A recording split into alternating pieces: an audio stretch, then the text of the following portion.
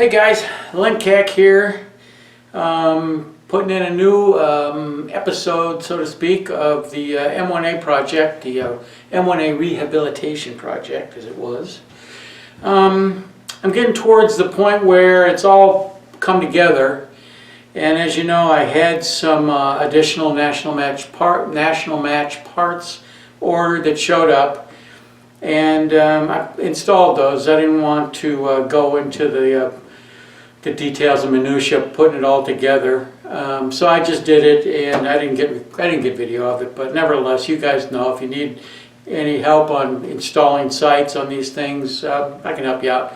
But nevertheless, I want to show you where we're at on this thing, and I have something that I'm very excited to try that I want to show you today. I haven't tried it yet, but I think you'll like it. So at any rate, let's head into where we're at on the M1A Rehabilitation project now. This is where we're at on it. As you can see, I got it pretty much all together. I think it is in a situation now where it could be test fired. I ordered some, like I did, I made some national match, put some national match parts in it. One is the spring guide. I removed the stamped steel one and replaced it with an LRB national match spring guide, which is basically a whole lot beefier. And my understanding is that it does affect the harmonics of the barrel in a positive way. The other thing I did was, this is the standard flash hider. And the national match flash hider, it's identical other than the fact that this whole opening here is bigger to ensure that the round does not interfere with the flash hider. And then, as you can probably see, I put national match rear sights on it also. And the big deal with the national match rear sights is there's a couple things you need to keep aware of. Is that if you want to national match the rear sights on an M1A, from standard to national match, you have to replace the base, the windage knob, and the sight rack. You can still use the pinion, the elevation pinion is still the same, but the reason for that is the standard knob, if you look, you see this thread right here? The national match knob has got a thread pitch that is twice as fine as this. That's why when you turn the national match knob, it only moves point of impact 1/2 minute of angle, as opposed to the standard one being a full minute of angle. And which is why, of course, the base has to be likewise threaded for the national match windage sight. And it was something that some people are not aware of. On the rear hooded aperture of a national match sight, it's spring loaded, and it actually has detents in it. And it has a notch right there. You see on this one, I got it pointed to the top. But if you rotate that thing 180 degrees, it will change your elevation point of impact by 1/2 minute of angle also. So you still have the full adjustment of elevation.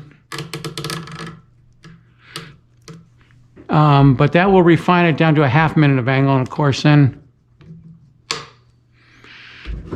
it's your windage adjustment. And so now if I did this all correctly, if I put the barrel on properly, and I also replaced the standard front sight with a national match front sight, if you can see that. The difference is this standard one, I think, is a 72 thousandths thick blade, and the national match one is a 62 thousandths, so it's a little bit narrower. The national match one has a little bit narrower blade on it. And so what I want to show you is that I also put a Sadlac mount on it, which he had this on it when it was a SOCOM, so because he wants to scope it. And what you can see here is this was the aperture that was on the SOCOM. You can see how big that is. It was not made for any kind of precision shooting, and rightfully so, it would not. But this one, I believe the rear hooded aperture is a .059 aperture. And so yeah, I've got it in. I think it bedded all pretty well into this Archangel stock. One more thing I have coming for it, which hopefully will show up today, is I'm going to replace the the gas cylinder plug with a Schuster adjustable gas cylinder. I think that's like a must-have on these, because you can tune you can do a lot of tuning to the rifle itself, the harmonics of it and all that, by changing how much gas is put into the gas cylinder. But at any rate, as you can see, I got the Sadlec mount on it. But what I want to show you is something that I'm pretty excited to try. I saw it. I saw somebody using it online. I says, "Oh, I got to have that. That's a must-have." But so, anyways, let me show you what we got here. All right, you see that? This is a scope I'm going to use to test fire it with a scope. But I got a trigger cam. And this thing, I've already tried it with my phone. It seems to work. We'll see how it works actually functionally on the range. But this allows you to record what you're seeing through the scope. And this was not a cheap item either. I'll say that right now. But at any rate, that's what I got on. I'm kind of excited to try that thing out. But so let's lay this on here.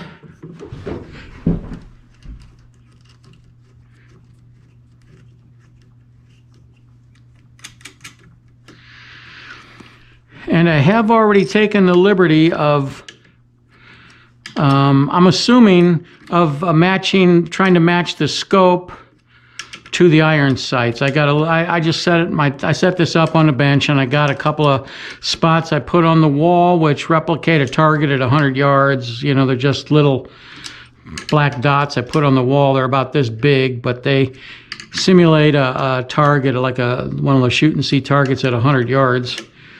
And so what I'll do is I'll take, and now I'm assuming that I got the iron sights, front blade is centered, rear sight is centered. The way it should work is if you put the barrel on properly, you should be able to zero the rear sight, put it in the middle of the index, and get your windage adjustment at 100 yards, moving your front sight a little bit one way or the other. That you got a little bit of a range to work with there. And so, like I say, on the previous two M1As I did, that all worked out very well. And so I have taken the liberty already of using and matching up the scope to the iron sights on my here, and the way I do it here in-house, which is, like I say, I just put a couple of little dots on the wall at a given distance, and it replicates the targets at 100 yards. But at any rate, guys, that is kind of where I'm at on it, and I'm anxious to try this guy out. One drawback of it is it shortens the eye relief about that much, maybe about this much right here. About the width of that is how much of your eye relief it takes away. So you got to be careful. It's possible you could get scoped. That's why I'm going to use it. I'm going to try it first on the M1 because I know they're pretty docile in this configuration, so I shouldn't be an issue with that. But that's one thing you want to be aware of. And so yeah, I think we're basically ready to rock and roll here.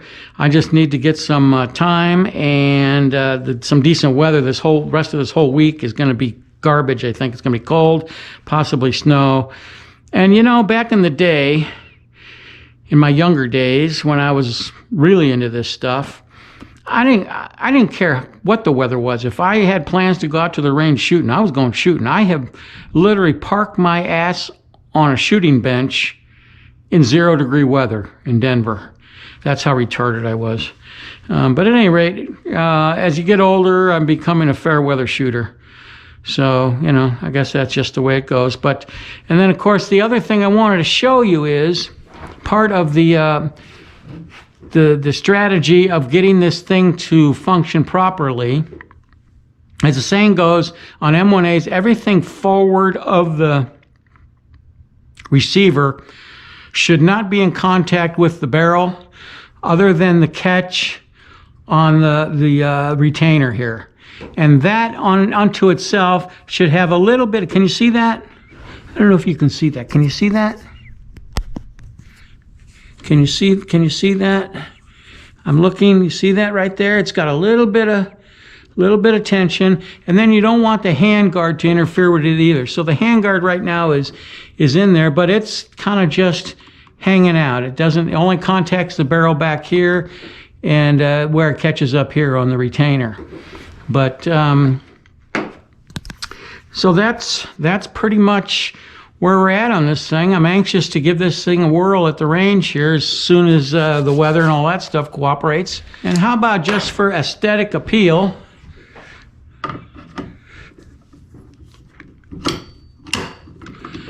there you go. I'm sure that won't affect the harmonics of the barrel any, but my God, if you need to, you run into Sasquatch or something, that might come in handy.